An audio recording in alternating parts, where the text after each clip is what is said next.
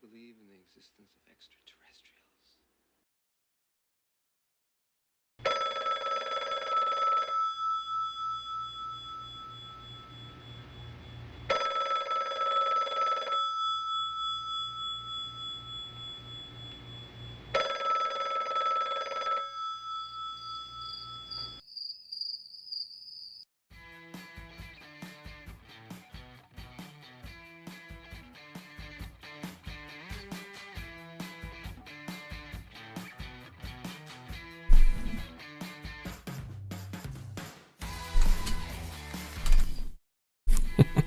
Where am I?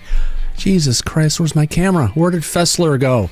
You know what? Screw it. Welcome to the show, my friends. Let's get back into it. Welcome to Disclosure tonight. We've got a lot of stuff to talk about. I should usually pop up at the bottom of the intro, but I didn't. So, let's just cut through the bullshit and get to brass tacks, my friends. Wow. I have never seen a show on YouTube to go ahead and talk about things and just set me off to say, what the hell is going on with Disclosure? Honestly, it's one of those things where you go through what's going on, and let me see if I can get up here a tweet that I wrote earlier today to talk about it. Yeah, it's just got me scratching my head saying, oh man, really? Everyone knows, you've seen the title card, advanced drones and Tic Tacs, not from China. Or Lockheed, for that matter. And it seems like we've got a report on what happened when on my summer vacation, taking a bunch of different things, connecting them together and delivering a story, followed by, oh my God, Stephen Greer legends. And you just have to wonder, where is Disclosure going? Are we turning into ufology? And it's like, oh my God. Welcome, everybody. I hope you will feel the pain that I've been feeling. Let me go to cross X on this and see if I can find this stuff. There we go. Blah, blah, blah. I had this stuff up earlier, I promise. But it's one of those days to get into. Yeah, we've got something from Jeremy Corbell we're going to go ahead and bring in.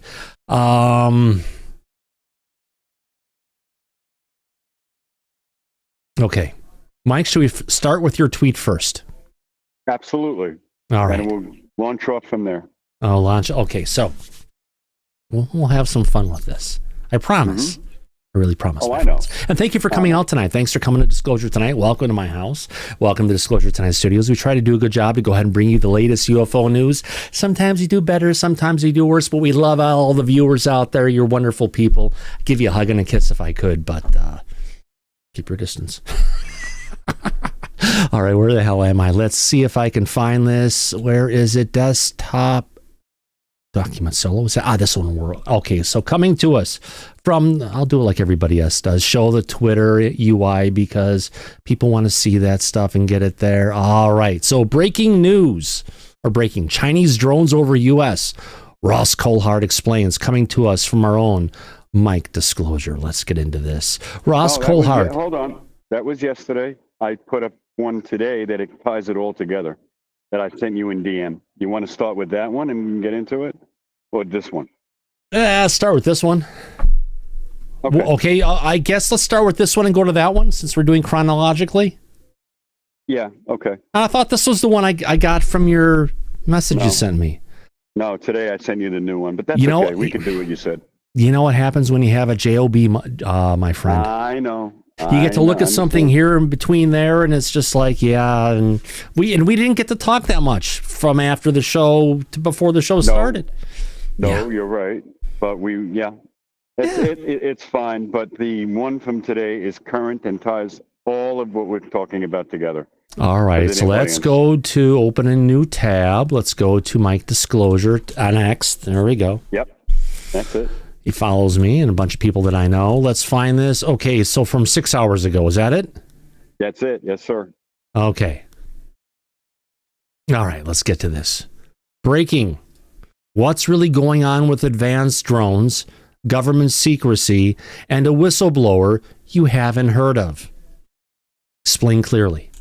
This is a story of one man, 3 public controversies, and a drone problem that might be bigger than anyone in government wants to admit. Let's break it down. Part 1. The man who saw something strange decades ago. Let's be clear. We're talking 23 years ago, Mike? Yeah, 2003, Thomas. 23 years ago, close enough. Yep. A man, still unnamed publicly, saw something flying that didn't behave like anything he'd ever seen. It was silent. It didn't look like a helicopter or a plane. And it moved in ways that defied explanation. He wasn't just a guy in the street. He's someone that has an understanding of what he's looking at. He was serious, methodical, and patriotic. He spent years since 2003 researching what he was able to recover from this advanced drone technology, trying to figure out how the tech worked. He never tried to sell the story. Just the stuff. Just the knowledge. He never went to the media, but he eventually got legal representation and protection from Ivan Hanel. Once he realized that the government was trying to discredit him or do even worse to him, he knew that he would need help and legal protection. More like he got screwed in some ways, but yeah, all because he did what good citizens are told to do. He brought his proof to Congress. He met with ARO, the government office responsible for investigating UAPs. Here's one thing I got to say. Yes, ARO is there to investigate anything about UAP, but 100% in their charter, in the legalese that defines what ARO says. If ARO comes across anything that they suspect is of human origin, like the U.S. government or whoever it could possibly be, or defense contractor, that case is supposed to be shifted from ARO to somewhere else in the DOD. So going to ARO on this? No shit, they didn't answer your questions. And they came up with some stupid answers. Why? Because ARO is not the place you're supposed to go. He even met with Dr. Sean Kirkpatrick, then head of ARO, which, again, doesn't make sense why Sean would even go ahead and meet with the guy. Because if he's talking about U.S. drone technology, it's out of ARO's scope. Period. It belongs to NASICS or the Air Force or someone to that extent.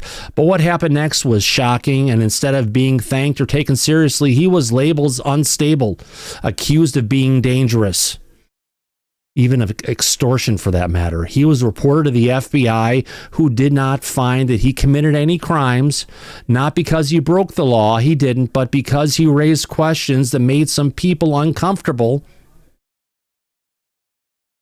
But there's more to that. We know that. We've brought that up. Yeah, we did. It's all about the with money. Ivan. Yeah. Yep. Part 2. Tim Phillips smears a whistleblower. Yes, he does. But do we actually know 100% of the truth? No, we don't. There's always two sides to a coin. And it comes down to bring out the evidence for what a jury of your peers of public opinion will decide. Have we gotten there yet? No. Fast forward to June 18, 2025. Tim Phillips, we had this on Saturday's show, if you caught it. Former deputy director of ARO went on a podcast with Mick West and made a big claim. He said someone had threatened to take UAP materials overseas unless paid, calling it attempted extortion. He did want money, though. Not necessarily if he was going to say to take it overseas, but he did want to be compensated for all the additional engineering and work on it that he had put into it for the last 22, 23 years. That's someone we know now was this same whistleblower. We like to call him a whistleblower, but maybe a witness. Whatever. Yeah, whatever. But he's bringing the truth out. Now, Mike, he's not under NDA, is he? No, he's not. He's not under any obligation from the federal government whatsoever for what he had found, right? None. So technically, he's kept this information from the public by choice. Correct. Okay. But here's what Tim Phillips says. The man already worked through official channels. Yeah, it sounds like it. He brought his concerns to government years ago. Yeah. He never profited, although he wanted to. And crucially, he was right. Even Phillips indirectly confirmed it. Yes, this was U.S. technology. It existed decades ago. It's real. Okay, so he found somehow someone had a craft of advanced technology from some military contractor. Now, Burleson said it was near him, which would place him somewhere in the U.S., in the Midwestern, southern part of the United States. Yes. So why is this a smear campaign? Because the man raised a question the system didn't want an answer. Well, maybe they didn't want to answer because, Mike, talking about UAS, talking about drone technology from our government, that's out of the scope and domain of ARO, right? Right. So how can we expect them to give an answer if they've been specifically directed by law that they're not supposed to respond to it? But Tim Phillips did give an answer and volunteered that he also believed that this individual, Ivan's client, is dangerous and wouldn't trust with a family member. Right. Well, so somehow, right, for whatever reasons, we weren't in the phone call. We didn't listen to it. But though I bet you RO does have it recorded somewhere. Yeah, if they can find it. Well, they tend to lose a lot of their information. Well, this is more recent stuff, so I'm sure they've got all that down. Well, they even lost a call with Bob Salas, didn't they? They did. Yeah. Mm-hmm. All right, so part 3, drones over New Jersey. So we're going to the stuff talking about the technology from 23 years ago. Right. And now we're getting into talking about the drones over New Jersey. What we've got is we've got 2 completely different stories that are being stitched together with other rumors and innuendo to push out that the drones we saw potentially over the East Coast, New Jersey, may have been from the United States and even from China. They even conflated with drones that were seen, or UAP or UAS, whatever you want to call it, that had been seen over military bases and shut it down. And although if you look at what happened with the drones in Langley Air Force Base and what happened with the drones over New Jersey, completely different incidents, completely different behavior, different type of craft. Would you agree with that, Mike? Yes. But part 3 specifically covers the story that Ross had put out publicly last night and how it ties into Ivan's client. Yeah, we're about to get there. Meanwhile, real events start to echo as warnings in 2024 to 2025. Let's say in mid-November 2024. Mysterious drones were spotted flying over New Jersey near nuclear facilities and military bases. How about watersheds, critical infrastructure? They didn't appear on radar, so they say. Can we trust them? Because the radar that's coming to any airport, Mike, is completely filtered. Right. Was it on radar, or was it just not presented on radar? And they moved in strange ways. Yeah, they had different kind of stuff. It looked like they were taking really tight radiuses. They were large. We saw a lot of them overhead at different times. And even Air Force generals admitted on 60 Minutes they couldn't track or stop them, which sounds just like more government stuff that we can believe it. No, that's all right. The White House later claimed they were FAA registered research drones. Remember, Mike? I do. We covered this. Yeah. Honestly, you look at the drones that were going on. You look at the calendar when things were going on. You look how the United States government was turning a blind eye to it. Clearly, they were afraid that some kind of something, whether it was nuclear or biological, came in on the eastern seaboard and was trying to make its way to Washington, D.C. to interrupt the inauguration of President Trump as the 47th president of the United States. I mean, they were even up sniffing for stuff, and they had the news people in helicopters sniffing for nukes around. If you remember, Mike, the first time they've taken the inauguration indoors. Yeah, I do remember that. Yep. We covered that as well. But let's get into what Ross Coulthart reported. These drones use electrogravitic propulsion, stealth, and possibly even new physics. All speculation, my friends. If it's true, show us the facts. Both U.S. and China have them, but Congress has been told to stay quiet in the name of national security. But wouldn't it how concerned Ross is about national security? Wouldn't this jeopardize national security, Mike, by even talking about it? Yeah, but he has a story to report, and he is not an American citizen, so he can speak about it if he wants. No, but he cares about national security all the time. That's why he won't bring certain things out, because it could damage national security of the United States. He's said that on air countless times, too many to count. He has. You're right. We've covered that as well. So you're preaching to the choir here, my friend. Oh, yeah. Let's move on. In other words, these aren't commercial drones. They are high-performance, highly classified tech from U.S. and China. Again, if it was China, we're talking World War III. That's a stretch, as much as it is to say those drones were from Iran.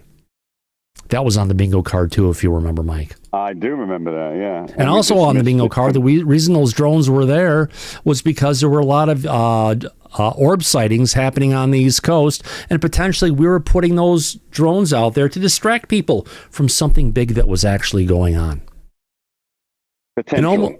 And almost no one in Congress knows what's going on. More importantly, if they do, they're not talking about it. 4, the FBI steps in and is currently investigating. Really?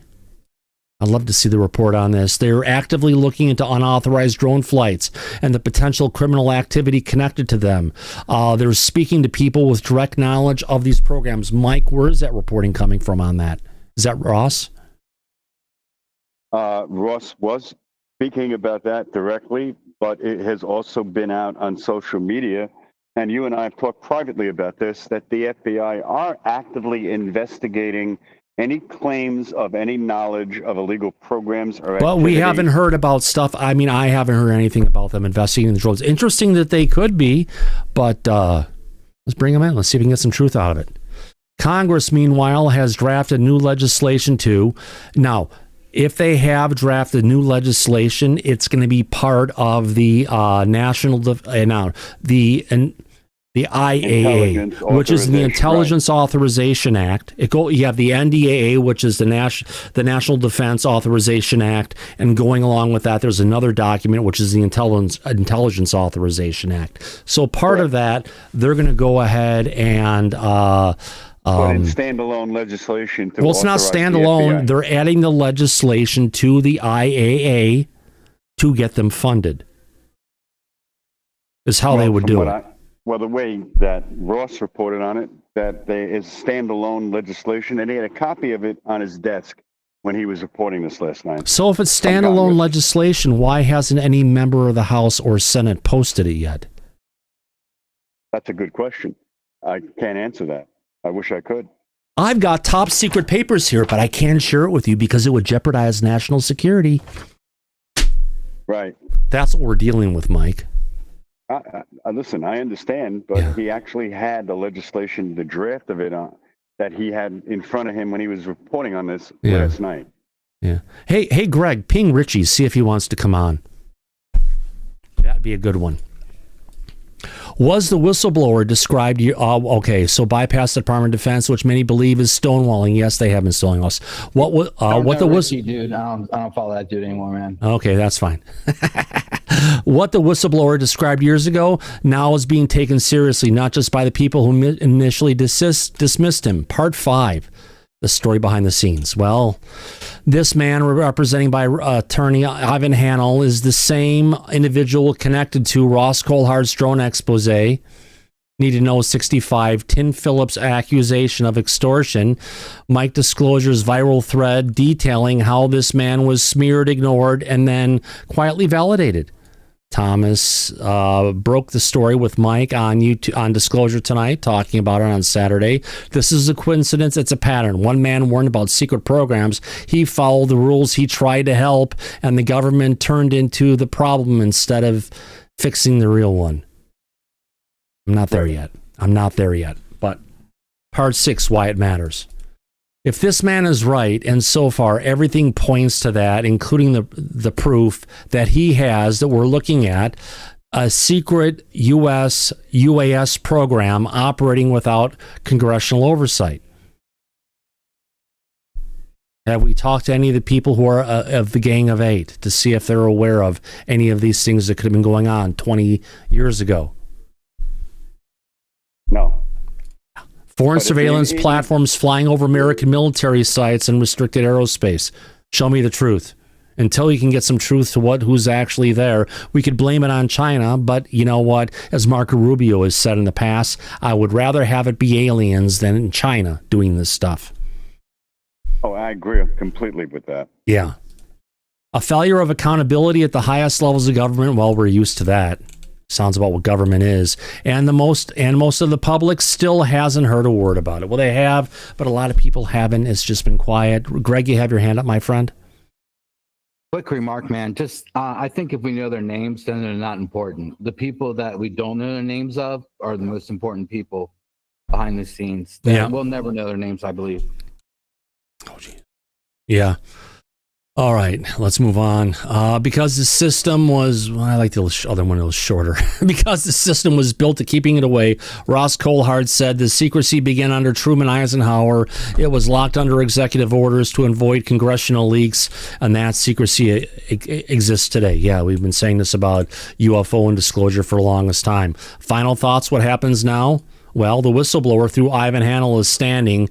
He hasn't broken the law. He hasn't run. He wants to tell the truth legally, responsibly, and publicly with protections in place. Well, he has protections and he can tell the story. But more importantly, he needs to come out with the truth of his story. If you have evidence and you have facts, bring it forward. Stop putting and prioritizing the almighty dollar first and do something as a patriot for the people of the United States. That's what I'm saying. If he does, he could expose one of the biggest cover-ups in modern U.S. history, yes, but this is not about covering up UFOs potentially. It could be because it's reverse engineering. However, we don't know without getting past, trust me, bro.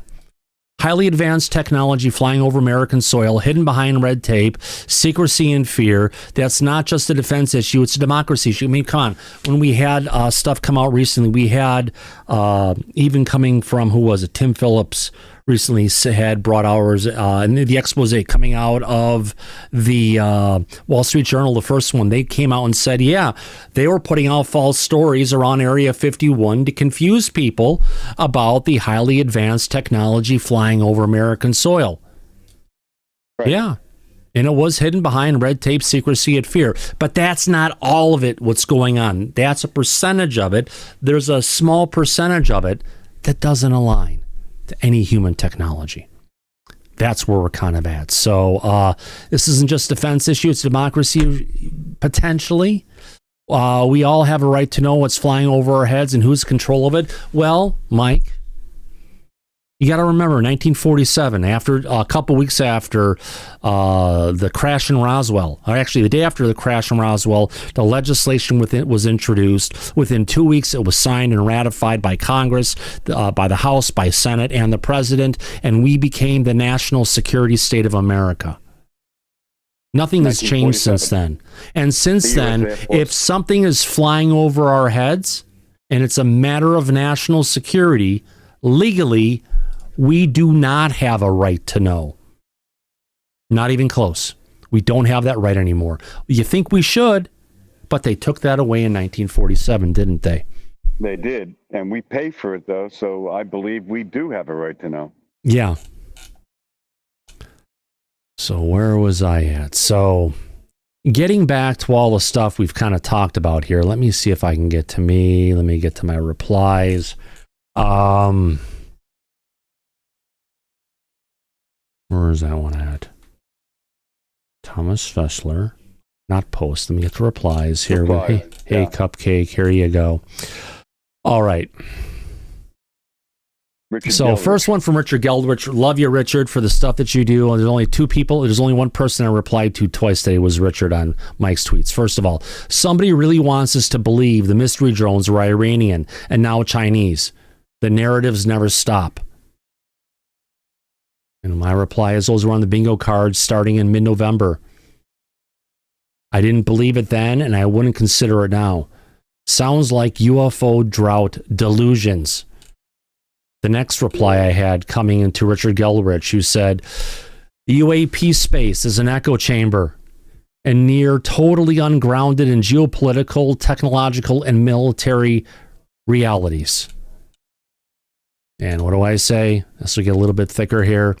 The claims come across as an amalgamation of stories, innuendo, and reports going back years, mixing past military, nuclear, and homeland incidents, making it sound like recent news.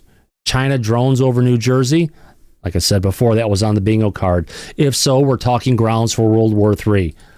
I do not buy the Lockheed tic-tac nonsense. Period. It's a Greerism. You know how we love Greer around here. So Disclosure is turning full circle back towards ufology. So compared to this, what's so bad about ancient aliens that everyone in Disclosure wants to throw them under the bus? We need factual evidence. Enough. Trust my sources, bro. Good point. Well said, Thomas. Yeah. I agree with what you said, yeah. I don't think that Lockheed produced the Tic Tac.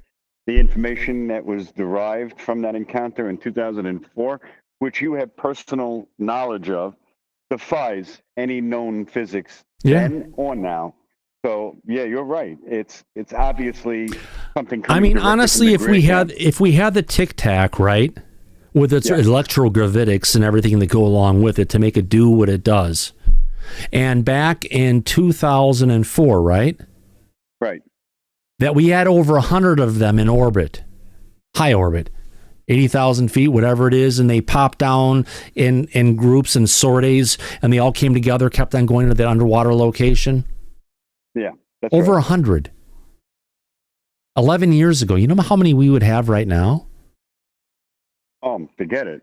So why are we even building the F-47? Why are we building the F-35? If we have these advanced platforms that can go in excess of 57,000 miles per hour, they could actually go through a building and come out the other side unharmed. Or an aircraft carrier, through one side, out the other, unharmed, right? Punching a hole in it. And it would suck every single person from that entire craft out through that hole, instantly turning them to mush. If we have that technology, wouldn't we use that to go ahead and take out the nuclear bunkers in Iran? No, we would. But we would if we had it. Yeah, we didn't do that. So what the hell is really going on then? Good question, right? Yeah. We don't know because we have the executive branch not being honest about what it knows on either side of the political aisle. So we're not getting a straight answer from anybody at this point. It doesn't matter if we're talking about UAP or advanced drone technology. We still have a communications blackout coming from our government and no way to ascertain what's true or not. Oh, just like, Epstein killed himself and there is no black book of all of his clients and he didn't go ahead and blackmail anybody. Case closed, federal government. Yeah, Linda Thompson was going on about that today for some reason, Epstein. Yeah. I don't know why, but she was very concerned about all of the claims that were made, and then the government doesn't seem to have any knowledge about Epstein. So similar points to what you and I made already about this. Absolutely. Greg O'Brien, your hands up again. Yeah, of course. Two things. So to touch on topic, the first thing is what you were guys just talking about, the technology and where it stands in like the time and now. We basically had the B-52 back to kill Gaddafi, but yet we waited. God knows why. And second of all, the drones in New Jersey, if you look at it per capita, it has one of the most military bases and military personnel on the coast. And that's exactly where they supposedly spotted from. Yeah. And they have the highest taxes overall in the United States. So if you want to pay taxes, move to New Jersey, everybody. It's a great place to work hard and get paid less. Support the drones. There we go. Now, the whole thing, I know we're talking about drones, but the Tic Tac thing has really got me.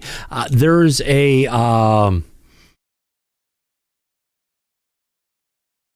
clip from Corbell that's going around. Corbell's not happy about this, is he, Mike? No, he definitely is not. Yeah. He's not a Greer fan. No. Well, here I've got a clip where the CIA tried to convince David Fravor that the Tic Tac was made by Lockheed Martin. Mike, would you trust the CIA? Why would you? Bingo. Let's play this little clip coming in. I think this is a good one, hopefully. Fingers crossed on it. Let's go to it. Here we go, everybody. So I was talking with Commander Fravor the other day, and he shared some information that came to him that was just, email style. But George, it was passage material. And I don't know if people on our podcast know what that means, but sometimes in SAPs or special access programs, they have what they call passage material. It's material that is leaked to people. People try to hit us with this shit all the time, George, like false information as journalists, like they're going to use our mouths to their benefit. Little do they know we're good at our job. But the thing is that this material is being passed around to people like even Commander Fravor, where they're trying to kind of convince him that Lockheed Martin, as an example, had some sort of similar technology to what he saw. First of all, he laughed. He's like, if people knew my job right now, they would know that I know that is not true. So it was just, he said it to me as like an alert. Have you seen this before? And I said, I have. Do you understand what's happening, Commander? And he goes, I do. So basically, it's a really interesting story, and it has a lot of real information in it. But there is a core fake information in there. They call it passage material. It was eventually, I can backtrace it, reverse engineer it, where it comes from an agency. And I'm just going to say it, man. Why does the CIA have a completely different methodology of shaping the emerging UAP narrative compared to other good agencies? Like, there are some good people in the Department of Justice, Federal Bureau of Investigation, in the DOJ, as I said, even in the DOE, DIA, there are good people looking to give correct information. So I just want to tell you, there's passage material being pushed around within the UFO community, and people are being approached by individuals, and they're kind of like boasting about it. Shut your mouths. You don't even know who these people are. So I just want to kind of give that little hidden message to people. Careful who you talk with. There's people trying to give you fake information. You got a question, call Crazy Uncle Jeremy. I will let you know and give you the receipts and the documents, as the kids say, of what I know to be false information people are trying to get out into the media. So it's a weird time. It's an information warfare moment. This is a moment where 2024 is going to be defined by our human intelligence. It's going to be defined by our ability to separate the wheat from the chaff, as you say, and I say the bullshit from the truth. That 2024, we're going to have new hearings. We're going to have more congressional hearings on UFOs. Yeah, Greg, I saw your giggles going up on the screen as we're watching this. What hearings? Right. How many? Listen, how long they've been saying this? Since 2021, I think, since me and you've been hanging out, dude. Like, we've been so eager to have these hearings, and each hearing produces what? Exactly. What, Grush, great witness, tons of information, tons of things to come out and for Congress to dig deep into. And what did the House of Representatives do, or the Senate do? Follow up to that testimony from David Grush under oath? Empty seats. Not a damn thing. Absolutely nothing. But we did get a hearing in 2024, like Jeremy was talking about earlier in the year.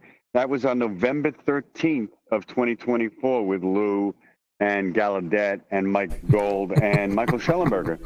But you and I, broke the story on what was going on behind the scenes with that too. So yeah, we got the hearings, but nothing, no good came out of it. And we knew that, and we know why.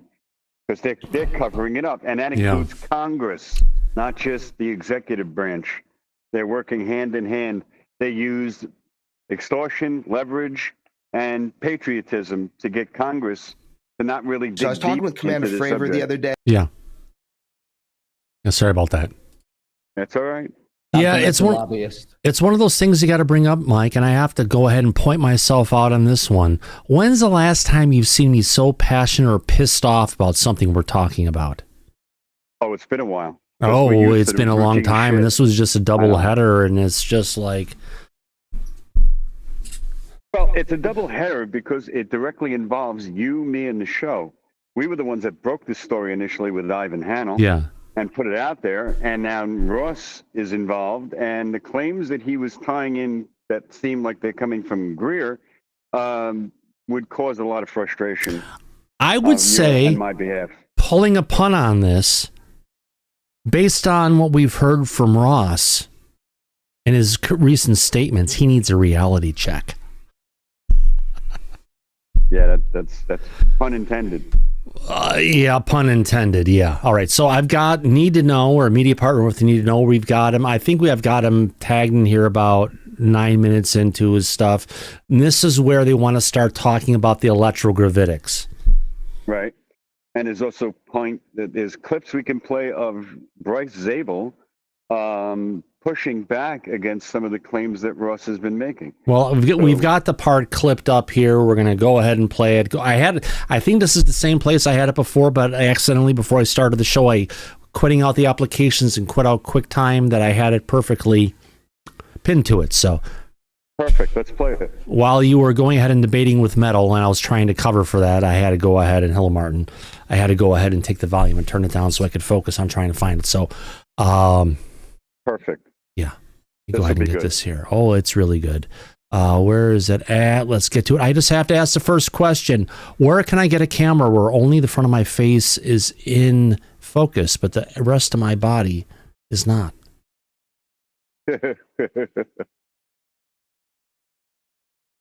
All right, here we go. Let's play this. Here we go. So I think it's very complex. And now I want to dive back to gravitics. What makes you say that you are increasingly convinced that we have made a breakthrough in that? Look, certain people I'm talking to, I've thought for a while. The person he's talking to is the person who Ivan was talking about on our show on Saturday, right, Mike? Correct. That's absolutely right. Yep. That the United States has definitely been working on a program on electrogravitics. I'm increasingly persuaded that they are making breakthroughs. I think they've not been able to replicate a lot of the materials science of some of the NHI technology that they've recovered, but I think the basic concept of electrogravitics, I suspect the US made a breakthrough perhaps as long as 50 years ago. And okay, one thing I want to point out here, Mike, really quick. Ross comes out a lot of times and he says, I think. He's not saying, I know, like the name of the show, I need to know, but we're getting a lot of I thinks, aren't we? And if you say I think, it's a hedge. It's something that you could, under a court of law or anything, you could say, you said that this is exactly what it is. And I would say, no. I didn't say that it is. I said that I think it is. And that is a question mark that's inserted in almost a lot of his statements time and time again. We almost need an I think-ometer to count this, but let's continue. Let's not forget, promise, you are aware that Ross is a trained licensed attorney. I know. So if he's hedging his statements. Why do you think I'm pointing it out? I've negotiated even contracts with Disney. I understand what you have to do to hedge and what you have to do to actually make a statement. And what we're hearing is hedge after hedge after hedge, which means all the things he's saying of where I think are just that. They're thoughts. They're not facts. Right. You're correct. Not trying to be hard on anybody. I'm just trying to make our audience understand what you're hearing when somebody is saying it, because it's important. The interesting thing is, why has that been kept sorry, secret? Mike. Go ahead again. I missed you. I was going to say that it's important for the audience to understand exactly what they're hearing and why. That's why you have to point it out. Yes. Well, that's all. Continue with the clip. I'm yelling it the same way that Barry Friedman would yell at me at the phone all the time and tell me what I had to say and not say. And that's Barry yelling at me again, telling me that we need a hedge. Here we go. Let's play more. I'm reasonably certain that the United States is operating platforms for ISR, intelligence, surveillance, and reconnaissance that are using this technology. I think they're frightened of deploying it in the field because obviously if one of these craft gets shot down and recovered, then you're in trouble. Your enemy knows what you know.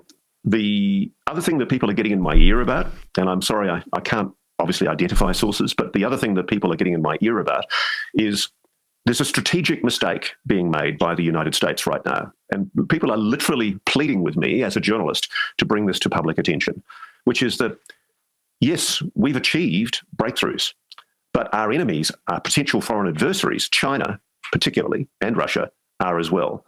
And there's a fear that because of the excessive secrecy and China, Russian, Israel, there's a lot of people in the race to figure this technology out. Not just us. This is the next Cold War. They've been talking about it. compartmentalization that's been placed around this topic, we are losing any potential advantage that we've been enjoying in, say, the last 20 or 30 years. And our enemies, potential foreign adversaries, are beginning to overtake us. And it's interesting. I'm doing a lot of work at the moment. I noticed that there's a House Oversight Committee hearing into drone incursions, and they're taking an interest in the drone incursions. And just recently, I've been talking to people about the drone incursions over CONUS, the continent of the United States, and those incursions have... Mike, who else uses the term CONUS a lot? The military. No, not just the military. Intelligence uses Stephen that term. Greer uses CONUS a lot. Yeah, well, him too. But if you speak with people in the government, you'll hear that term as well. Okay. Just trying to point out connections. Oh, no argument from me. It's a good point, actually. Yep. Today I get to be the bad cop, Mike. Yeah, listen, that's fine. You know what you're doing. Oh, yeah. And we just give the information in the proper context. We're trying to. And it's just trying to keep it together because we're passionate about disclosure, bringing out the truth. But sometimes when you hear some certain stuff, it's just like, oh, my God, where are we going? Right. Correct the ship, please. Were also taking place in different parts of the world, notably over military bases in Western Europe and the UK, and notably military bases known to be supporting or storing American nuclear weapons. The suggestion that is being put to me is that the Chinese have indeed made a huge advance in electrogravitic technology, and it's taken us by surprise, and that the United States has been caught asleep at the wheel. It was... No, who did... Let me just go back to this again really quick. 40, 50 years ago. And the interesting thing is, why has that been kept secret? I'm reasonably certain that the United States is operating platforms for IS. I'm reasonably certain. The United States isn't, but I'm reasonably certain. Again, another hedge. Intelligence, surveillance, and reconnaissance that are using this technology. I think they're frightened of deploying it in the field because obviously if one of these craft gets shot down and recovered, then you're in trouble. You're in. How are you going to shoot down a craft going 53,000 miles per hour, Mike? You can't. You can't. No, sir. It's here and it's gone. It does its stuff and people even know it even existed. So why would they be concerned if they had technology like that about it getting into the hands of our adversaries?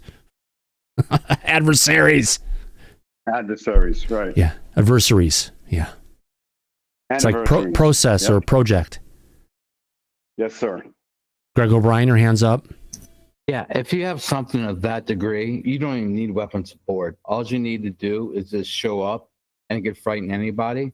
But the thing you got to worry about, as soon as you produce that to the adversaries, you got to produce something that can actually defend against that. So it's always a constant with these people, you know? I mean, if you do produce something like the Tic Tac, the very next thing, even if before that, you need to learn how to defend against what you created because it's going to end up in the adversary's hand eventually. I mean, if you've got like the leader of Iran or something driving around in a car, right?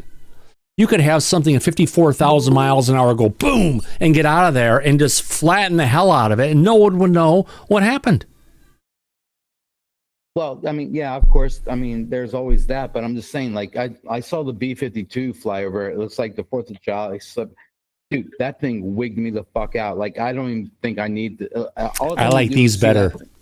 Holy cow, dude. It was like 1,200 feet above my head. Like, I was freaked out just by looking at it. Oh, yeah. I couldn't imagine anything kind of weapons. Yeah, but in the latest thing, we had the B-2 Spirits, not just the B-2 bombers, but the B-2 Spirits doing their job delivering. Let's continue. And they were accompanied by F-35s, not to mention a wicked machine upon themselves. Oh, yeah. Dude. Your enemy knows what you know.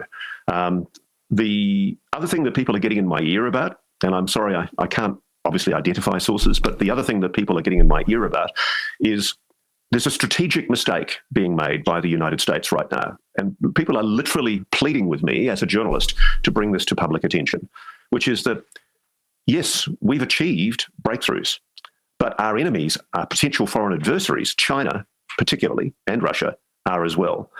But Mike, we know there have been advancements, especially in the ionization of the wings of the B-2s and the B-2 Spirits, where they're going and they're doing different stuff. And it's not just a material that's on the surface of these wings. It's actually an electric field that goes on the top and the bottom to go ahead and help with their stealth, right? It absorbs any of the radar that it would encounter to create a stealth effect. Russia has also had that on their stealth nuclear bombers for a long time now. Yeah. You're right. Nothing new. No. All right, here we go. Right. And there's a fear that because of the excessive secrecy and compartmentalization that's been placed around this topic, we are losing any potential advantage that we've been enjoying in, say, the last 20 or 30 years. And our enemies, potential foreign adversaries, are beginning to overtake us. And it's interesting. I'm doing a lot of work at the moment. I noticed that there's a House Oversight Committee hearing into drone incursions, and they're taking an interest in the drone incursions. And just recently, I've been talking to people about the drone incursions over CONUS, the continent of the United States, and those incursions, of course, were also taking place. I guess I skipped back further than I thought. In different parts of the world, notably over military bases in Western Europe and the UK, and notably military bases known to be supporting or storing American nuclear weapons. The suggestion that is being put to me is that the Chinese have indeed made a huge advance in electrogravitic technology, and it's taken us by surprise, and that the United States has been caught asleep at the wheel. It was complacently, hubristically thinking that it was way ahead of its foreign adversaries. And in fact, the big show that took place, notably, I know it was reported mainly over New Jersey, I'm increasingly persuaded that the initial show, at least, was, in part, Chinese. And that what happened was the United States responded with technology of its own to muddy the waters. And so you had this ridiculous situation where, if you believe it, and this is the implication not only from my Senator Mike Round's interview, but also from the interview that General Glenn Van Herk, the former head of Northcom and NORAD, did to 60 Minutes' Bill Whitaker a few months ago. They basically admitted that there's someone operating with impunity over the continental United States, flying so-called drone technology. Well, Mike, it's someone or something. We don't know if it's human or it's not. Again, we're combining all the different issues that we've had with drone or with incursions going on the East Coast, over our military bases, over the Midwest. Back in 2019, 2020, remember those? I do, yeah. Yep. There's been, plus over our nuclear power plants going back decades. So if you want to take the drone issue, more of the UAP issue that's been going on over all these sites for the longest time, Lou Elizondo in the past went and categorized this as potentially we're dealing with an adversary that's going and assessing our current capabilities. Right. Does it have to be a human, or it could be something else? Now, granted, our government wants us to think and feed people information to make us think it's another country on the planet, but maybe it's not. These drones are not using known propulsion systems. They're not using jets. They're not using propellers. They're not using any kind of known turbine propulsion system that emits the kind of heat that we're used to from that kind of technology. The suggestion is they're using some type of electrogravitics. And my sources are telling me that the big story that, frankly, the US doesn't want you to know about right now, the story that's not being discussed in the media, is the implications of the admissions made by General Glenn Van Herk, in particular, to 60 Minutes, which kind of went through the gate and were largely ignored by most other media, but which I think are incredibly significant. You had two generals, Glenn being one of them, essentially admitting they are powerless to act against some kind of drone technology, which is technologically superior to what we've got, operating with impunity, apparent impunity, over some of the most sensitive military bases in the United States. And that's the issue that I think is defining the anxiety in Congress right now, that essentially we do not want to show our hand to our foreign adversary of how developed our technology is, and that by revealing what we know about NHI technology that we've been able to back engineer, the big issue, the big fear, is that by in any way disclosing that, we are going to give away a strategic advantage that we might have against potential foreign adversaries that do appear to be adversaries, doing reconnaissance on some of our most sensitive military bases. If you're talking about us, you're talking about the United States. We have adversaries, not adversaries. Just saying. All right. Coming from the back, I got a request coming from Greg O'Brien after I had already just researched for it. Great for checking us, Greg, and asking for it, because I just brought it up. And let me go ahead and bring this up here. What in the hell is electrogravitic propulsion? It refers to a theoretical method of propulsion that attempts to use high voltage electric fields to influence gravity or inertial mass, creating lift or thrust without conventional fuel-based engines or moving parts. Here's one thing I want to bring up about the drones. Majority, if not all, the drone videos that we saw all had some noise in the background. The only ones that were silent were the ones that actually looked like actual orbs. Would you be consistent with that assessment, Mike? Yeah, that's an accurate assessment, because we covered this every day in November when the drones were active. So yeah, you're right about that. Yeah. Good point. It's a field of study on using electric fields, especially very high voltages, to manipulate gravitational forces and simulate anti-gravity effects. Principle: the basic idea that by charging a specially shaped object like a capacitor with asymmetric plates, the interaction between the electric field and the surrounding space-time might reduce gravitational mass or generate thrust.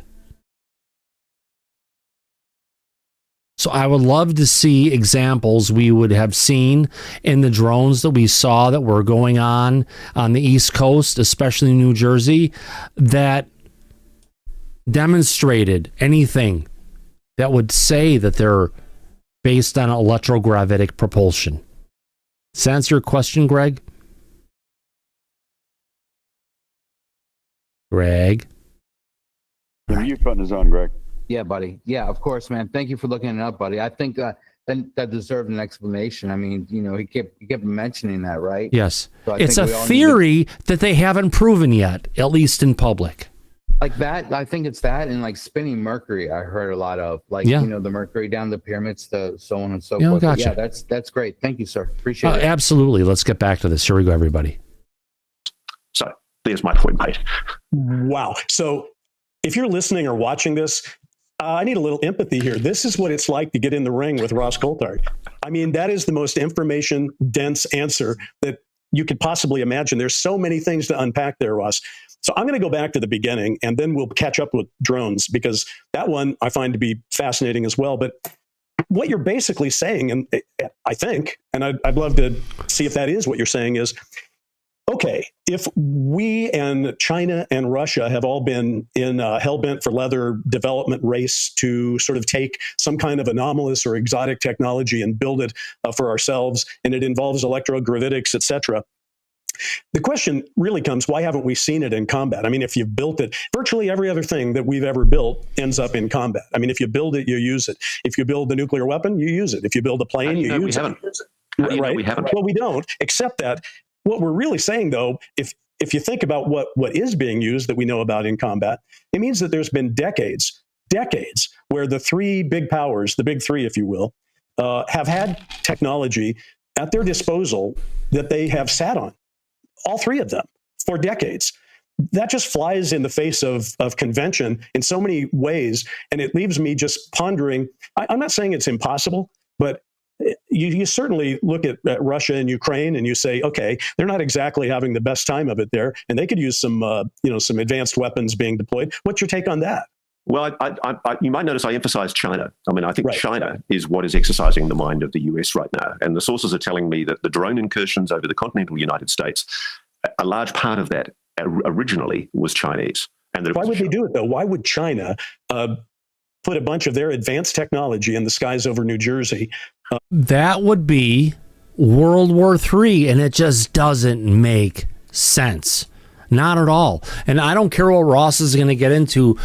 You know, Mike and Mike Morris and Alan Levine out there and everybody else, everyone in the back, we've talked about this in the past, and to say that it was China doing this stuff, that would implicate an invasion over the homeland, interfering with hospitals, interfering with airports, interfering with military bases. And if it came out that that was actually there, that would basically open us up to World War III. Laura Campbell, your hand is up, my dear lady. I'm so glad they talked, because that's exactly my thought. Okay, I'm China. Hey, I got a great idea. Let's take a bunch of drones and let's go to New Jersey. I mean, come on. That wouldn't be probably a target area if you're going to pick one in the United States. Kind of. Just think about that for a minute. Yeah. I'm glad that he addressed it, because that's been bothering me. Oh, it's been bothering me as well. I appreciate you bringing that forward, Laura. It's just one of the things we look at. And it just, you cover this stuff day in and day out, going for a long period of time. You just hear certain things. And that's why when I hear this kind of stuff being brought out into the overall theater of conversation, it just strokes me the It's wrong way. illogical. Yeah. Right. Yeah. We lost Mike. Wow. Maybe he'll come back. Here, let's continue. What? I mean, you got to ask yourself, what's the gain there? What are they getting at? I completely agree with you. And yet you look at, I mean, this is the thing. This is the bear in the room that I wrestle with. It's either ours, which the United States has categorically denied it is. That's the thing. And I think they're lying, by the way. I think some of it was ours. Well, when I say ours, I mean the United States, even though some of it, I suspect, has been operating down here in Australia to be tested in remote parts of the outback.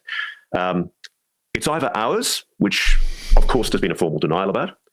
It's either alien, NHI, which everybody poo-poos about. I suspect, I wouldn't be surprised at all if some of it was. Or it's foreign adversary. Is the answer possibly, Ross, though, that it's all of the above? That it's no, that's what I'm saying. But yeah. I think the bear in the room, and I think this is the background. I'm not saying how much I know of what Senator Rounds knows, because I truly don't. Is it the bear in the room, Ross, or is it Bigfoot? The Australian version, of course. No, I don't know how much he knows, but I do know that there are people in Congress who have been apprised of the existence of a US electrogravitic technology program that the Congress was not read into, that the Gang of Eight was not read into, and that even presidents have not been told about. And I think what's happening at the moment is the CIA, the Defense Department are scrambling to bog up the cracks in their deceit. And I think there's an ex post facto attempt to try to brief key people in Congress and keep Congress happy. And one of the problems you've got is you've got members of the Republican rump, who are, of course, the ruling party in the Congress, who are basically, they like the idea that the United States has technology that is ass-kicking. The problem is, my sources think they're not being told the whole story. My sources think they're not aware of the implications of these drone incursions. Think about this, Bryce.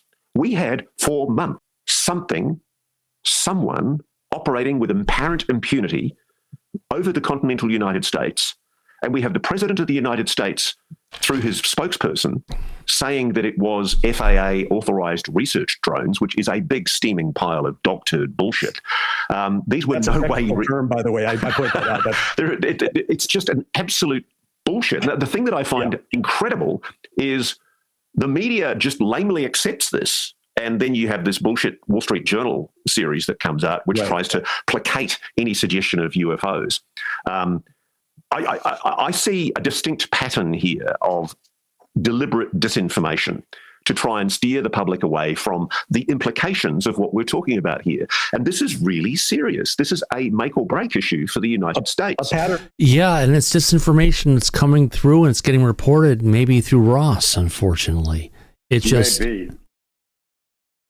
We don't know. It's a tough situation, isn't it, Mike?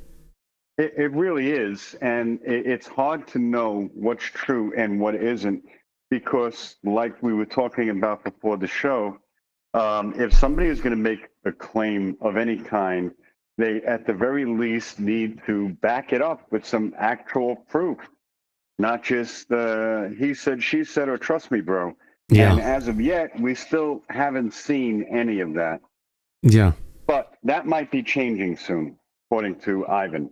If his client is willing to come forward, which he is considering doing, then we'll see what he has and we'll talk about it on the show. And hopefully Ivan realizes that what he does, right, for his client, and if he brings the stuff forward, it's going to be something to try and move this thing forward and get it out of the he said, she said kind of a combination of where we're at. Well, he's going to need to bring the proof that he has to back up the claim. You mean do a press conference and show, here's the stuff that I got, here's the different things that we're at. We tried to show this to the United States government, and they frickin' shooed me away like a roach. And that's hopefully what we would get. And dangerous and shouldn't be trusted around family members. Yeah, all of the claims that Tim Phillips has made publicly so far. Now, again, I agree. Everybody has a different interpretation of somebody else when they hear things. That was Tim Phillips' take on it. Right. And Ivan's guy may have a different take on it. But the reality is, I'd love to listen to the actual conversation that came from Morrow, where these words that were said that were taken potentially a wrong way. Well, the good news is that my understanding is Ivan's client has documented all communications back and forth with him and members of Arrow that have been going on, including members of Congress. So he can back up the claims as far as what Ivan has said here on the show as well, that his client is prepared when he comes forward to tell his side of the story, if you remember. That was on Saturday's show. Yeah.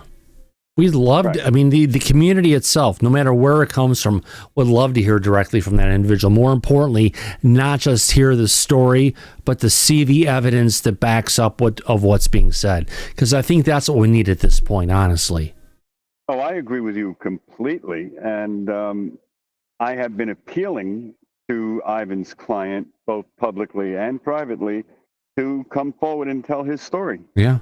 So from what I understand, he might be doing that. And when he does, we will help to bring his story out to the public so they can see for themselves what's been going on this whole time. Yeah. One way or the other, we'll get to the truth, eh?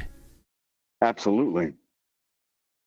But that's why we're here, and that's why we're covering this story and working with Ivan on it, so that the people have the opportunity to see what's really been going on. Yeah. And look at the proof that backs it all up. So I think we can play probably a little bit more of this, but not too much of the conversation. Should we continue? Yes, to wrap it up. All right, here, let's wrap this thing up. Here we go. Of deliberate disinformation, though, by whom? Is it the government? By the sections of the Defense Department and the intelligence community and the private aerospace community that do not want to have a public reckoning about what they've been working on. All right, okay. Okay, private aerospace community who was contracting for the federal government. And if they're contracting for the federal government, they can't talk about anything they've worked on, right, Mike? No, not at all. Not So legally. why would we expect to hear anything from the defense contractors if they're doing work for the federal government? Greg? We wouldn't. Yeah, go ahead, Greg. Yeah, my girlfriend's father works he was a contractor for the Navy, and he's still a contractor as an interpreter for over 50 years. And we were sitting around a fire the other night. I was like, so what's your your clearance? He's like, top secret. Then after I said, so what were you doing? He's like, we were bouncing sonar off the ocean. I said, what were you looking for? He was like, oh, we were just testing. And then I asked him like something else. He's like, oh, that was like 50 years ago. I don't remember. And I think they're trained to say that, like, oh, I don't remember. It's like the easiest answer, right? Because when you say, well, I can't talk about it, but then I'm going to press some more. But if he says he can't remember, that just ends the conversation right there. I'm like, brilliant, sir. Brilliant. Yeah. Does that make sense? Yeah, of course. Yeah, it does, Greg. Yeah, right on. Sorry to interrupt. Let's get back to this. That one. There we go. Let's continue. Here we go. I know you're on a roll here, but I still have to interject here. Where does the FBI fit into this then? Because there's this new move afoot to say, well, let's not make Aero have to do all this heavy lifting. They're not resourced for it. Let's turn it all over to the FBI, which, by the way, the FBI goes back to J. Edgar Hoover, who claimed he'd had a UFO and wrote a memo that it was apparently out about it. So why FBI? Why now? Okay, we know that Kash Patel, the head of the FBI under Trump, is basically a person who has avowed an intention to get to the bottom of the UAP mystery. He's been quite upfront and open about that. We've had Kash Patel. We also have the head of the CIA, John Ratcliffe. We also have the head of the OVNI, Tulsi Gabbard. All of those people have said they want to get to the truth of the UFO. But the truth of the matter is, taking it to the bank, we're not going to get there unless Trump buys in, right, Greg? You don't think they're puppets by any way? All those people you spoke of with somebody's hands up their ass? Forgive my French. Well, when you have plenty of Avi Lube to put on your hand, anybody can come a fist buff it. Yeah. Amen, dude. Yeah, of course, dude. They're all puppets, like I mentioned before. The people they're following the directions of their leader. Amen. Correct. We'll never know their names. Or otherwise, you're really fired. Right. Amen. Yeah. And in over 6 months in this administration, we have as of yet to hear anything directly from the executive branch or the members of the cabinet that was just mentioned, bringing anything forward on UAP or the drones at this point. Right, Thomas? Yes. Yep, absolutely. Let's continue on, shall we? Please. We know also, I've been talking to some members of the FBI team who've approached me and asked me for help in pointing them to potential whistleblowers. There is an ongoing, and has been for many, many months, FBI investigation into alleged federal crimes. They're taking very, very seriously the suggestion that there's been any illegality or criminality committed by anyone in this UAP story. This is an ongoing FBI investigation, and I can tell you, having spoken to some of these people, they're good people, and they seem very determined to get to the truth. And as I think you and I are referring to, there is a proposed piece of legislation that will likely come up before the Congress in the next month or two, which essentially would designate the Federal Bureau of Investigation, the FBI, as the lead agency to investigate unidentified anomalous phenomena. And it's also assigning, if this legislation goes through, the FBI to collaborate with ARROW. But let there be no doubt, it's sidestepping the Defense Department's appointment of ARROW as the... But you know, if you come into this, there's no reason to go ahead and even bring ARROW in, because ARROW is getting the same information, but they're covering up. So why would the FBI go ahead and take the investigations of what they're finding and bring ARROW in, Mike? They could corroborate and collaborate with what they've been working on, but that hasn't stopped the FBI's own investigation. You mean collaborate, corroborate, and cover up? Well, from what we heard directly from Representative Eric Burleson and Congressman Representative Anna Paulina Luna, when they had those two behind closed door classified meetings on that Friday, May 8th, I think it was, that they met in the morning with Arrow and got the same bullshit story. Then they met in the afternoon with the FBI and heard and saw things they've never heard or saw before. It was like night and day between the two different organizations and what they were doing on this very subject. So I still think that if the FBI has the legislation passed and the budget and is able to continue the investigation that they're currently doing, Yeah. I can confirm what Ross said about them actively investigating this topic. I know that to be true. So he's right on that point. And if they pass this legislation, it's going to authorize the FBI to have an annual budget and continue doing the work that they are well equipped to do. I have a feeling that if they do come across anything of criminal intent, they will probably prosecute, which is something Arrow would never do. They would just cover everything up. Yep. And when it comes down to it, it also says that we're trying to look at something outside of the usual. They're going to come in, and while the RO was authorized with the NDAA, probably with the IAA, granted, they've said they're going to do it with independent legislation. I have a feeling that, Mike, it's going to be a lot easier from the intelligence aspect and funding to get that legislation in there through the IAA, which is the Intelligence Authorization Act. Which is where the FBI falls. Right, they are 100%. also an intelligence agency. So yeah, you're right about that. However, the cover-up we've been seeing from Kash Patel with regards to what went on with, Epstein and such, it's, and Bongino and Epstein, it's questionable. But what we've already heard from members of Congress, including the UAP caucus and the task force, they said that the FBI has been doing a very good job, professional. Professional. Much better, and gave them much better information than they ever got out of ARO. Correct. So it shows you the DOD and potentially the CIA are the dirty players. Well, you and I have known that for a long time. We've been saying it publicly for a long time. Yeah. So this could be a step in the right direction. I'd hope so. Let's play a little more. Here we go. UAP investigator.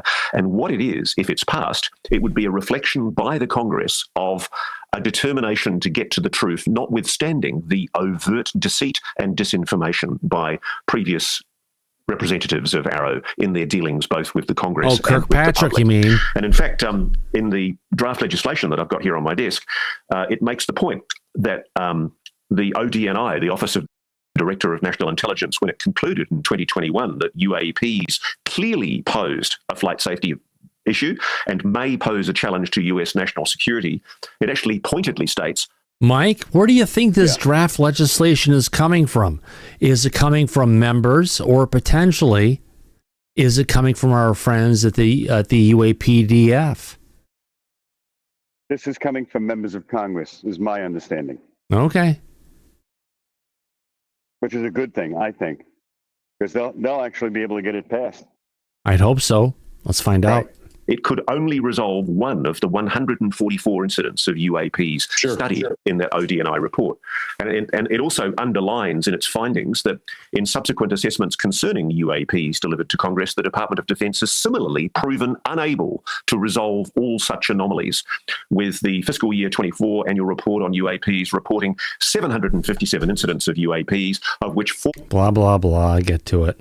Stop the bullshit and just sort of lay some cards on the table, we could get to the real work of the future, which is trying to figure out what we know and what we're going to do about it. And we never seem to quite get there, Ross, because we are and this is my point. What I'm trying to say is my current hypothesis, my working theory right now, I'm trying to explain. Need to know today. Need to know. Need to know. Bryce is making good points, though. It's pointing it out. What I think is the major impediment. And was that Mike? Go ahead. Bryce is trying to explain to Ross that if the government would finally get off its ass and tell the public the truth about what they know, we would then actively be able to focus all of our attention on dealing with whatever problems we may have to deal with as a result of this. Okay, I can finish playing the rest of the video. The major impediment is Congress has realized it's been lied to I think Schumer, Senator Rounds, I think most of the main congressional leadership know full well now that there is a legacy retrieval and reverse engineering program. You might notice when I asked Mike Rounds about Jake Barber and David Grush, people offering first-hand witnesses. How can you put Jake Barber and David Grush in the same fucking sentence? Yeah, but listen to what Ross says about the answer that he got. It's interesting. Let it play. Prepared to give evidence. Jake Barber, first-hand evidence of retrieval of non-human technology. I mean, Senator Rounds, God bless him, You mean that egg video from Stephen Greer? Oh, yeah, we believe it. Deftly avoided answering the question. I mean, he just didn't really want to go there on the issue of, well, I mean, and this is the thing I wrestle with. Why the hell, when SSCI, the SISI, the Senate Select Committee for Intelligence, and the Senate Armed Services, they're two of the principal committees that have been approached by multiple first-hand witnesses who have given the Congress carte blanche first-hand information that tells them exactly where to look. They know where to look. They know this program exists. That's not the issue. The issue now is, why are they so reluctant to do anything to make a public admission about it being real?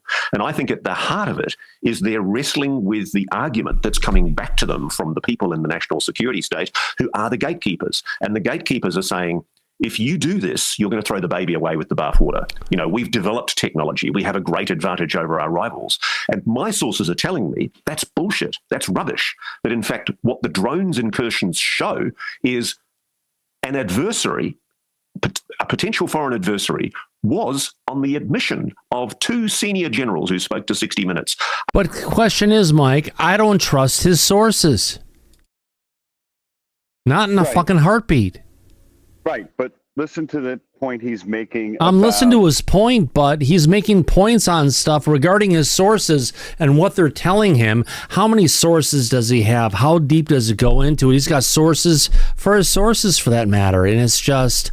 No, I understand your point, but he's pointing out about the two Air Force generals that were in charge of CENTCOM and NORAD. Now, would you believe that Air Force generals, when asked questions when they were on 60 Minutes, would actually tell the truth? Well, no. Question note: do you believe that if they were asked questions on 60 Minutes regarding classified programs and otherwise, would they tell the truth? Under normal circumstances, I would agree with you and say that they wouldn't, but because they did make statements that the incursions that took place, then when they were in command, they were unable to identify where these objects were coming from. They couldn't track them, and they couldn't bring them down. I believe them. I don't think they were lying about that. Because that's what was occurring, and we were covering it every goddamn day when this was going on. We did. So, yeah, I do believe what they said on 60 Minutes. They have no reason to lie. It doesn't benefit them or the government to say something that's not true, that we don't know what the hell these things are, and they're here.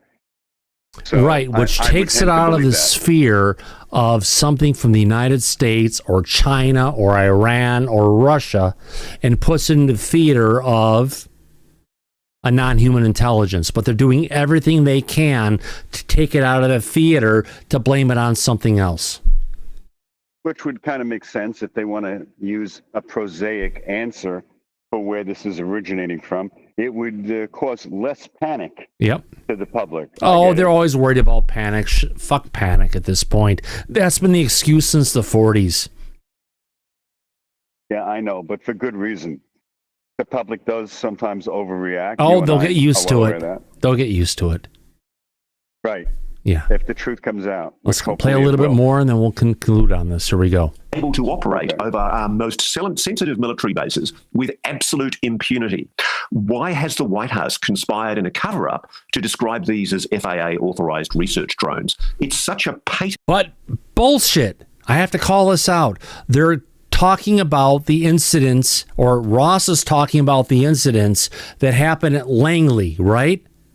And he's combining them with the things that happened over New Jersey. It's two different incidents, two different types of craft that came in and they were doing this stuff, two different types of behavior, two different types of morphologies for what was happening. But yet we're going ahead and still taking what happened in New Jersey and mixing with everything else. Why? for sensationalism and for clicks and for views. Well, I understand your point. I understand your point, Thomas, but I will say this.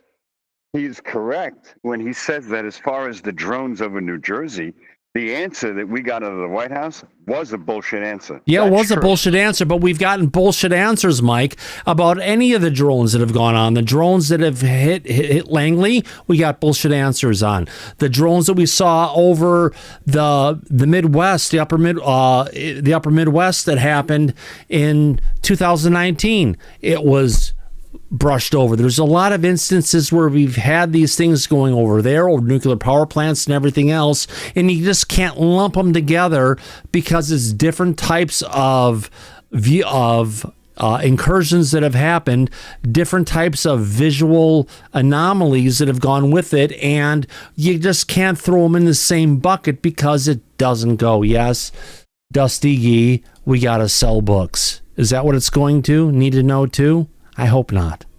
No, he doesn't have any current books. You never know what's coming next, though.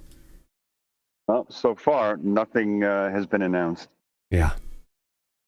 So those who can do. Those who can't, teach. And those who can't teach, write books. There you go. Yeah. Good point.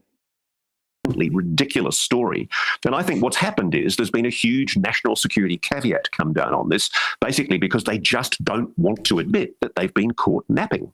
All right, so if it's a national security issue for a man who is so much against bringing information out that's a national security issue, why are you talking about it?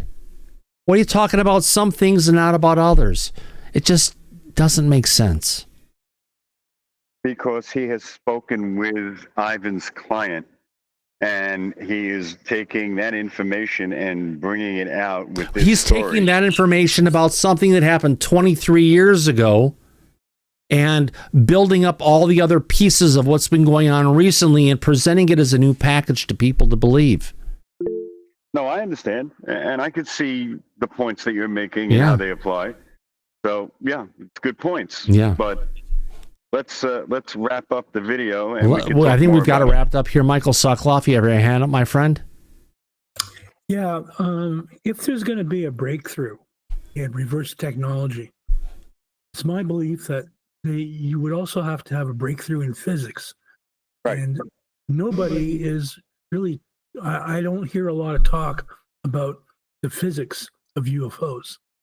So, like, when, and if there was a breakthrough in physics, would they keep it secret? Do you keep the understanding and the math secret?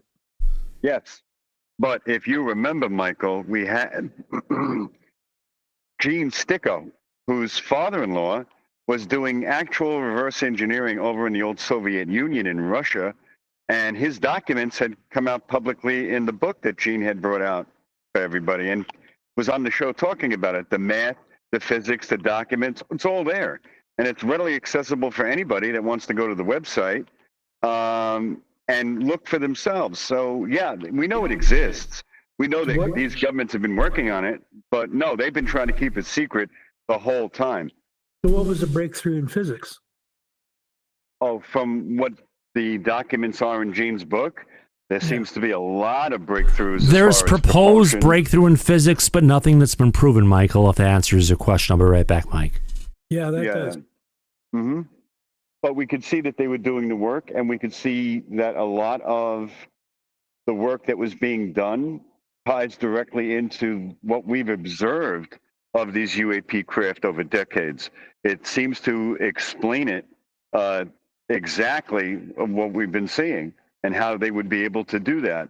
So we know they've been doing the work. And now with Ivan's client, he's claiming that the breakthroughs have actually been applied to advanced drone technology that the United States is in possession of.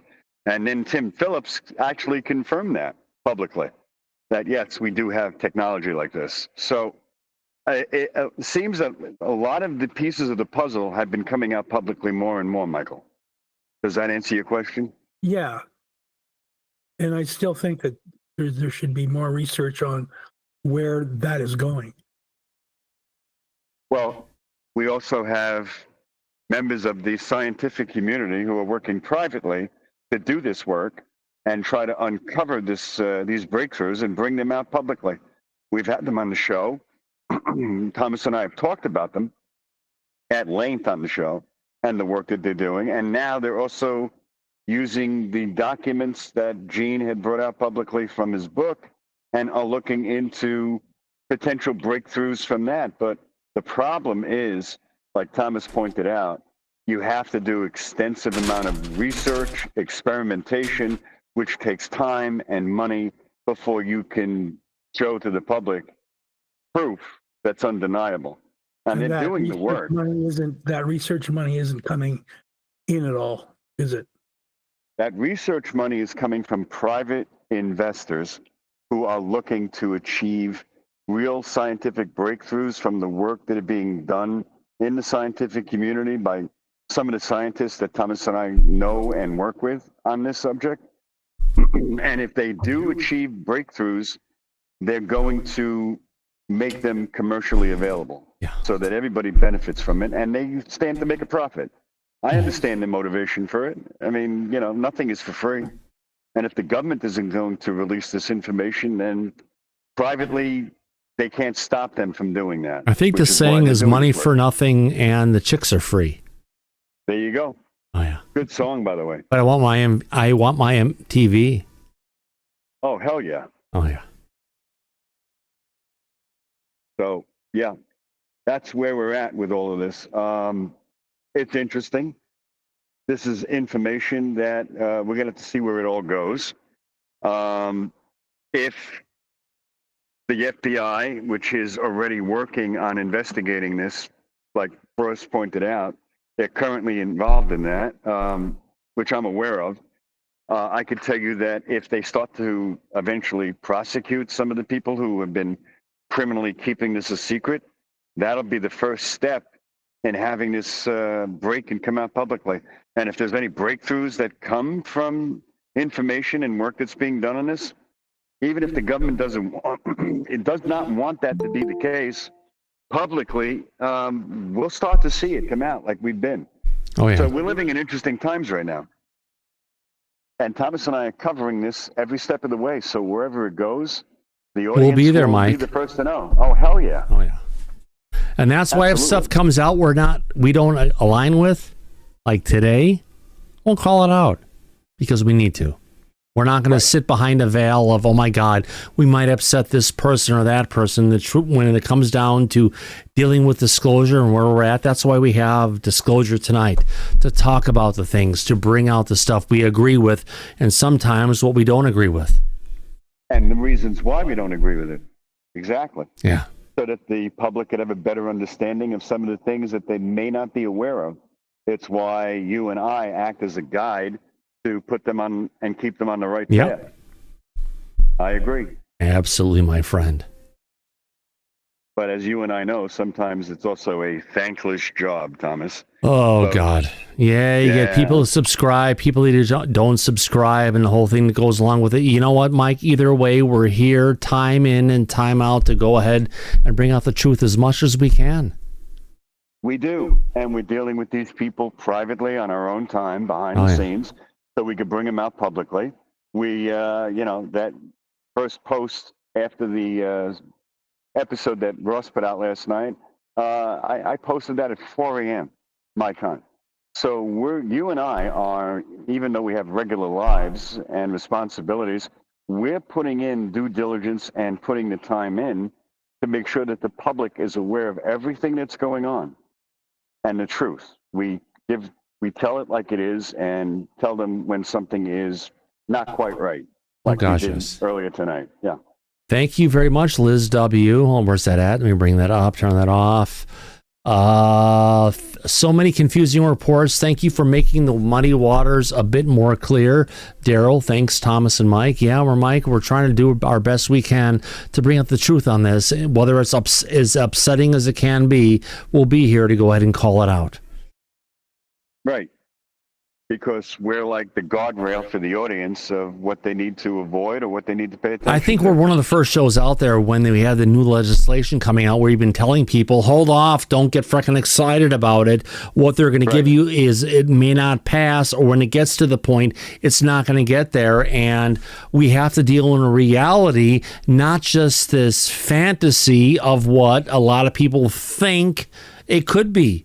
It comes down to reality. And if you get all high and almighty on it, and you get all, if you want to call it, overexcited, and the stuff doesn't happen, you got the buildup of the good feeling followed by the letdown. And I'm tired of that letdown. Let's just stay stable where we're at, and maybe we'll get something out of it. Right. I hope. Which is why we're here and why we do what we do, to get to the truth.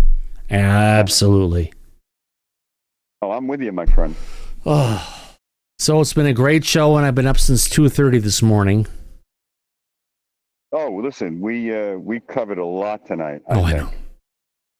I got to vent out my kvetching, my feeling inside of how it wasn't going right, and I got it out, and I let it flow, because you know what? It was just...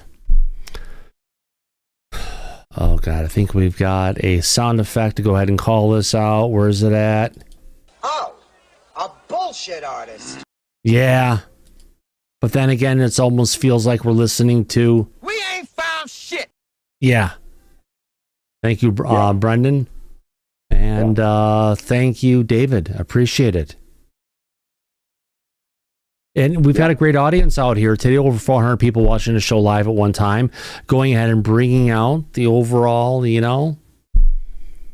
feeling of the show when things happen. Our audience comes around. We appreciate it. If you haven't subscribed yet, you're someone who's been enjoying the show, do us a favor, hit that subscribe. We'd love to see you as a regular versus all the people who tend to float away because, well, we say things they may not agree with. But you know what? We make it real. We do. And we're sincere, authentic, and real, which is what we provide to the audience. You better believe it, my friend. And as we come towards the end, I want to go ahead and thank everybody for coming out for tonight's show on Disclosure tonight. I appreciate all the super chats. I know they're not all here. Google freaked out halfway through. And I'll thank Anonymous Rex, Liz W., Daryl, Eli McGinnis, Brennan England, and Dave Bullard. Thank you, everybody, for your wonderful support of everything we do here on Disclosure tonight. Mike, any last words from you, my friend? No, I think we just about covered and wrapped everything up, Thomas. Yeah, and Greg O'Brien, if you're still there, thanks for all the conversation. It feels like old times. He's still there. He may not be there. He usually disappears halfway through. Either way, I want to thank everybody for coming out to this episode of Disclosure tonight. And as we usually say at the end of every episode, eyes open, no fear. Be safe, everybody, but... Go back to Party City where you belong. Absolutely. We'll catch you on the flip side. Thanks, everybody. We'll see you soon. Take care now. Bye-bye.